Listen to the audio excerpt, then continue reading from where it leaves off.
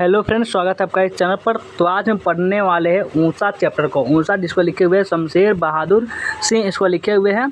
तो इसी से हम सब्जेक्टिव प्रश्न यानी कि जितने BVI प्रश्न उत्तर होंगे सभी हम इसको आज समझ लेने वाले हैं। आपको याद करने की जरूरत नहीं पड़ेगा, आप सिर्फ समझ लेंगे, उसके ही आपको एग्जाम में जब क्वेश्चन पूछा जाएगा तो आप अपने तरीके से इसको बना करके आप लिख सकते हैं। तो आज हम यही पढ़ने वाले हैं। तो एक बार ज़रूर लाइक करके शेयर जरूर बनता है, शेयर तो बनता है, एक बार जल्दी से वीडियो को लाइक कर लीजिए। वीडियो क्या कीजिए, आप लोग लाइक कर लीजिए और लाइक करके एक बार शेयर तो जरूर कर देंगे। जो भी नए स्टूडेंट होंगे वो इस चैनल को सब्सक्राइब कर लेंगे जल्दी से। और जाके व्हाट्सएप ग्रुप ज्वाइन नहीं किए होंगे तो डिस्क्रिप्शन में आपको लिंक मिल जाएगा, जाइए और व्हाट्सएप ग्रुप पर ज्वाइन कीजिए।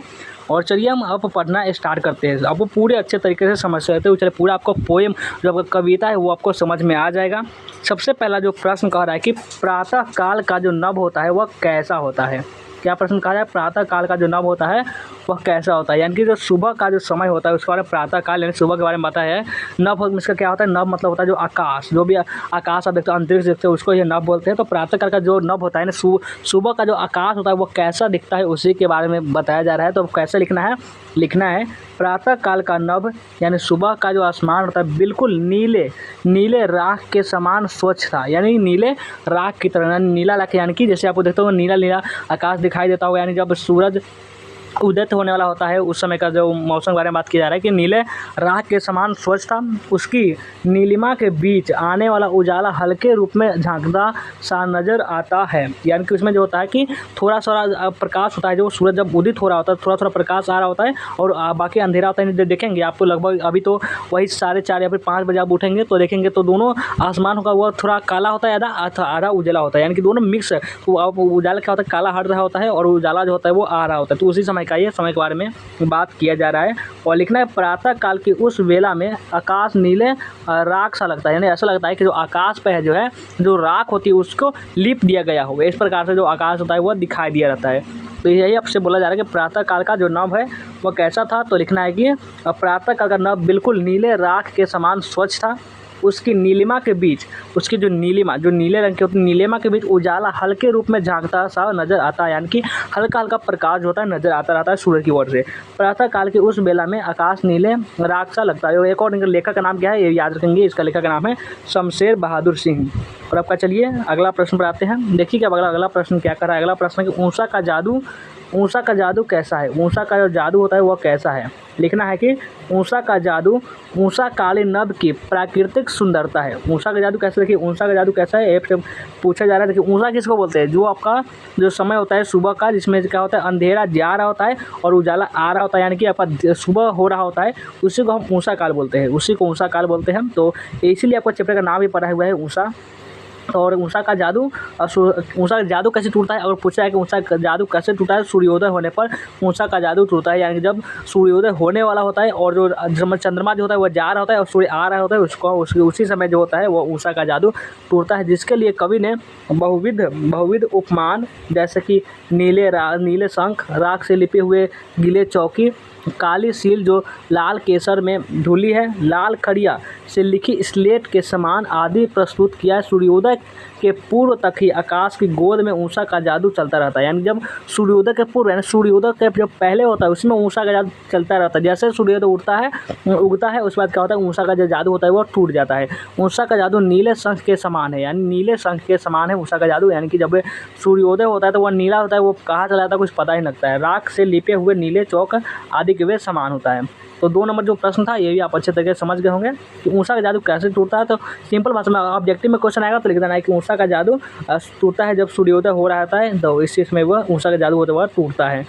अब आगे आते हैं। तो देखिए अब आगे प्रश्न है कि राख से लिपा हुआ चौका द्वारा कवि ने क्या कहना चाहा है। जो राख से लिपा हुआ चौका बात करते हैं इसमें कवि शमशेर बहादुर सिंह, तो वह इसमें से क्या कहना चाहते हैं? तो कहना चाहते हैं कि सूर्योदय के समय आसमान के वातावरण में नमी दिखाई दे रही है, यानी कि सूर्योदय के समय जो नमी दिखाई देती है, जो पूरा आकाश है वो नमी की तरह दिखाई देता है और वह राख से लिपा गीला चौक जो चूल्हा होता है, देख सकते हैं आप, इस प्रकार हमारा चूल्हा होता है जिसमें जो नीपा जाता है, इसमें आगे से जो नीपा जाता है तो उसको जो होता है वो किससे निपटते हैं हम लोग? राख से थोड़ा सा माटी उटी इस प्रकार लिखते तो थोड़ा अजीब लगता है, काला लगता है। तो उसी प्रकार से तो ऐसा लगता है जो आसमान है वो राख से लिपा गया है, वो इसमें से कवि बात करते हैं, इससे उसकी पवित्रता झलक रही है, यानी कि वो कितना पवित्र है जो आपका सूर्योदय जो ऊषा काल इसके बारे में बताया जा रहा है। कवि ने सूर्योदय से पहले आकाश को राख से लिपे चौके के समान इसलिए बताया है ताकि वह उसकी पवित्रता को अभिव्यक्त कर सके।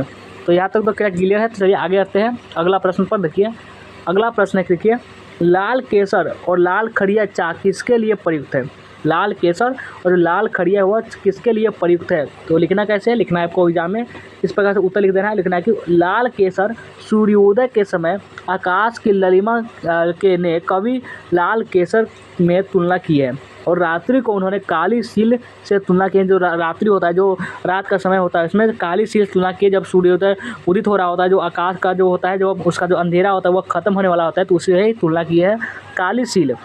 यानी कि वे बताते हैं कि जो आकाश होता है वो काला होता है, जब जैसे सूर्योदय होता है जो उषा का जादू होता है वो टूट जाता है और लाल केसर से मिलने पर सिलवट साफ हो जाती है। जिस प्रकार जो सिलेट होता है, इस प्रकार सिलेट होता है, इस पर जो काला क्या होता है, काला से इसको बहुत काला होता है, यानी कि इस पर कुछ लिखेंगे तो सब उग जाता है, उसी प्रकार से होता है वो उषा काल को बताए हुए हैं। और आपका आगे देखते हैं, ये देखिए अगला क्या है, उसी प्रकार सूर्योदय होते ही अंधकार दूर हो जाता है। यानी कि जो क्या होता है, सूर्योदय जो होता है जैसे अंधकार को दूर कर देता है, मिटा देता है, तो वो आकाश में लालिमा छा जाती है। यानी लाल लाल जो लालिमा, जो सूर्य की लालिमा होती है, मान चलिए सूरज है, देखिए यहाँ पे लालिमा जो इस प्रकार से होती है, इसको लालिमा जो होती है वो जैसे आती है वो अंधकार को दूर कर देती है। लाल खड़िया चाक उषा काल के लिए प्रयुक्त हुई है। उषा काल में हल्के अंधकार के आवरण में मन का स्वरूप ऐसा लगता है मानो किसी ने स्लेट पर लाल खली जो होती है वह घिस दी हो। यानी लाल खली, यानी कि अब खली तो उजला होता है, लाल खली के बारे में से बात की जा रहा है। आगे ये अब अगले प्रश्न पर कि ऊषा कविता में प्रातःकालीन आकाश की पवित्रता, निर्मलता और उज्ज्वलशीलता के लिए प्रयुक्त कथनों को स्पष्ट कीजिए। लिखना कैसे, लिखना है कि पवित्रता जिस स्थान पर मंगल कार्य करना हो उसे राख से लीप कर पवित्र बना दिया जाता है। अगर कुछ आपको कुछ काम है तो वहाँ पर निपा जाता है। यार देखते होंगे आपके गाँव में जो गोबर होता है वो वहाँ से निपा जाता है। कुछ अगर पवित्र काम, कोई पूजा हो रही है तो उसमें उसे निपा जाता है, क्योंकि वो पवित्र हो जाता है उसके बाद। और लिपे हुए चौके के समान ही प्रातःकालीन आकाश भी पवित्र है। यानी जैसे कि उस पर राख से लिपा गया तो वो बहुत ज़्यादा और पवित्र हो जाता है, पवित्र से पवित्र मान के चलिए। निर्मलता, कालापन, मलिन अथवा दोषपूर्ण माना जाता है। उसको निर्मल बनाने के लिए उसे जल आदि से धो लेते हैं। यानी कि वो निर्मल बनाने के लिए, वो स्वच्छ करने के लिए जल से धोते हैं। जिस प्रकार काली सील पर लाल केसर रगड़ने से, सील पर जो लाल केसर रगड़ने से तथा बाद में उसे धोने से उस पर झलकने वाली ललिमा उसकी निर्मलता की सूचक बन जाती है, उसी प्रकार प्रातःकालीन आकाश भी हल्की लालिमा से युक्त होने के कारण निर्मल दिखाई देता है और उज्ज्वलता जिस प्रकार नीले जल में गोरा शरीर उज्ज्वल चमक से मुक्त तथा मोहक लगता है, उसी प्रकार प्रातःकालीन आकाश भी उज्ज्वल प्रतीत होता है। यानी बहुत ज़्यादा उजला प्रतीत होता है। नील जल में किसी भी की ओर गौर झिलमिल देह जैसे हिल रही हो।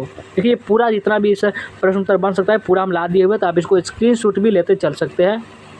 अगला प्रश्न है जो 6 नंबर प्रश्न है, उसको चलिए देखते हैं। 6 नंबर प्रश्न की सील और स्लेट का उदाहरण देकर कवि ने आकाश के रंग के बारे में क्या कहा है। इसके बारे में क्या कहा है, यानी सील और स्लेट, जो आप सिलेट पर जिसको आप बचपन में लिखना शुरुआत की हो, पढ़ना शुरुआत की हो, उसको ही उसी सिलेट के बारे में बात की जा रहा है। तो लिखना कैसे है, कवि ने आकाश के रंग के बारे में सील का उदाहरण देते हुए स्पष्ट किया कि यह आकाश ऐसा लगता है जैसे किसी सील पर ये केसर धुल गई हो। स्लेट का उदाहरण देते हुए कहा गया है कि आकाश ऐसा लगता है, जो आपका आकाश ऐसा लगता है जैसे किसी ने स्लेट पर लाल रंग की खड़िया मिट्टी मल। देखिए आपका जो एक पोएम होगा, जो कविता होगा, इस कविता को आप पढ़ लेंगे, उसके बाद कितना भी प्रश्न पूछा है ऑब्जेक्टिव सब्जेक्टिव सभी अभी सब बना सकते हैं। सिर्फ आप कविता को पढ़ लेंगे, उसके बाद कोई प्रश्न उत्तर पढ़ने की कोई जरूरत नहीं, सिर्फ आप कविता को पढ़ लीजिए। इस उदाहरण द्वारा कवि ने श्वेतिमा तथा कालिमा से समन्वय वर्णन कर आकाश की भी शोभा का वर्णन किया है।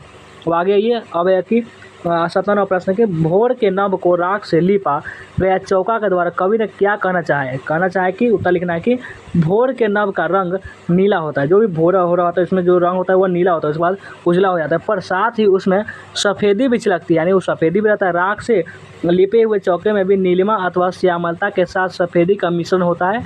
यही कारण है कि कवि ने भोर के नभ को, नभ किसे कहते हैं, नभ कहते हैं आकाश को राख से लिपे चौके की संज्ञा दी जाती है। आप संज्ञा तो आप आसानी से पढ़े होंगे, व्याकरण में पढ़े होंगे इसको, व्याकरण में आप संज्ञा, यहाँ से ये प्रश्न बहुत सारे होते हैं जो पूछे जाते हैं आपके एग्जाम में।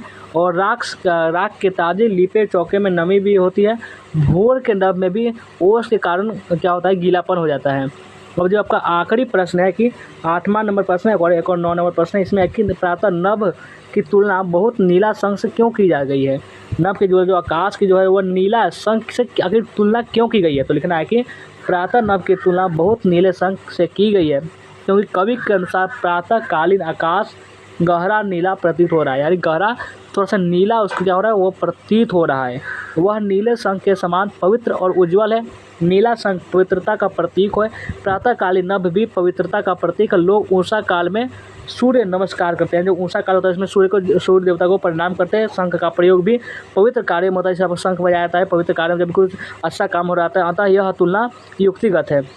और 9वां प्रश्न है कि नील जल में किसकी गौर देह हिल रही है। तो नीले आकाश में सूर्य के प्रातःकालीन किरण झिलमिल कर रही है, मानो नीले जल में किसी गौरंगी का गौर शरीर जो होता है वह हिल रहा हो। तो ये था आपका ऊषा जो चैप्टर से सभी प्रश्न उत्तर जो आप समझ चुके होंगे। इसका आप स्क्रीनशॉट लेंगे या फिर कॉपी में नोट भी कर सकते हैं। तो आज का एक छोटा सा वीडियो कैसा लगा कमेंट करके हम जरूर बताएंगे। वीडियो को लाइक नहीं किए हो तो वीडियो को लाइक भी कर लेंगे। जो भी नए स्टूडेंट को वह इस चैनल को सब्सक्राइब भी जरूर कर लेंगे।